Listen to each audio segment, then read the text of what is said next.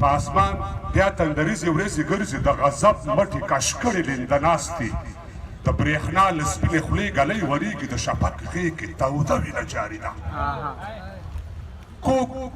کوږ پټیا د دې طالب مغرور په سر ده د سینې سر ته یې ټومبلی یو خنجر دی اوږدې څڼې ګڼه ګیره له بریتونو اړوي له مخ ویښته په غبرګ لاسونو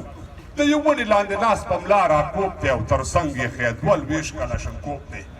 لره ځمکه تر کوږکه تر هلمنده درې جابورې ورسره یو کمربنده له منبره تر مرچل کوي اعلان او پر څنګل خوبونه پرېږده ملا جانه ګرمه وینه لا منبره تر مرچل کوي اعلان او پر څنګل خوبونه پرېږده ملا جانه ګرمه وینه یې په رګونو کې ګډېږي د تېر بزم ترانې ورته غږېږي ښایي دا چې د هوا په لیلي سور دی ته به وایې د نړۍ یو امپراتور دی او ربه خیر له کوم ګړنګه به راغورځي په اسمان بیا تندریزې ورځې ګرځي د غضب مټې کش کړې لنده ناست دي د برېښنا له سپینې خولې ګلۍ ورېږي د شفق غېږ کې توده وینه جاري ده هلته ګورو یو سرتیری په سړک هلته ګورو یو سرتیری په سړک او تالاشي کړې ورسره دی یو ټوپک تذکره رانوم دې څه دی د چا ځوایي چیرې ځي له کومې راغلې د کوم ځای په یو مټ باندې لیکلی دا شعار دی یا وطن او یا کفن همدا یې کار دی هلته ګورو یو سرتیری په سړک او تالاشي کړې ورسره دی یو ټوپک تذکره رانوم دې څه دی د چا ځوایي چیرې ځي له کومې راغلې د کوم ځای په یو مټ باندې لیکلی دا شعار دی یا وطن او یا کفن همدا یې کار دی دو سرتیري بوخته یو ملک په دفاع کې لویه ربه دوی یو بل سره په خوله کې دا نړۍ به تل نیمګړې نیمایي وي او تل پاتې به خالقه ستا خدایي وي د مکې او مدینې له فضیلته الهي د خپل حبیب له برکته د دوی منځ کې د شیطان کبره کېږدي د تلپاتې ډزبندۍ ډبره کېږدي یو د بل مرګ ته وعده پر وعدې ناست دي د غضب مټې کش کړې لندې ناست دي د برېښنا له سپینې خولې ګلۍ ورېږي د شفق غېږ کې توده وینه جاري ده میرویس یا احمد شاه راته پیدا کړي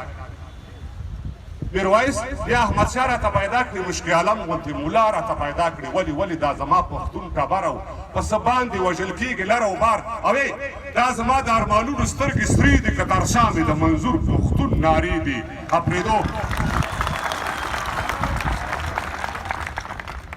میرویس یا احمد شاه راته پیدا کړي او مشکي عالم غوندې ملا راته پیدا کړي ولې دا زما پښتون ټبر او په څه باندې وژل کېږي لر او بر او دا زما د ارمانونو سترګې سرې دي که تر شا مې د منظور پښتون نارې دي اپرېدو مومن شینواره یوسفزیو بنوڅي مروت خټک او اڅکزیو داودي بنګخ کاکړ او سالارزیو له د وړ وزیر مسعود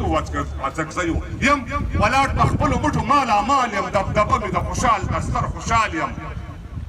زه به خرڅ نشم هېڅکله په روپو او پښتنو درته قسم خورم په پښتو له امو تر سردریاب دې لړزولې راسره شئ ټول پنجاب دې لړزولې حق به اخلو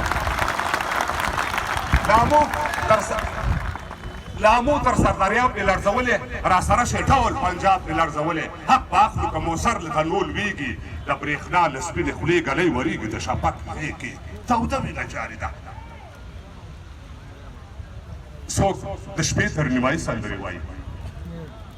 څوک د شپې تر نیمایي سندرې وایي څوک مستان تر سبایي سندرې وایي څوک سحر وختي د سوال پر تخته ناست دي ګرد د ورځې د اوبال پر تخته ناست دي څوک چکر له ځي چورلکې لري خپلې د چا نشته د پښو لاندې چپلې څوک په لسچه تماڼیو کې اوسېږي په چا باندې بیا زړه خیبه څڅېږي څوک د قبر ځای هم نه لري حیران دي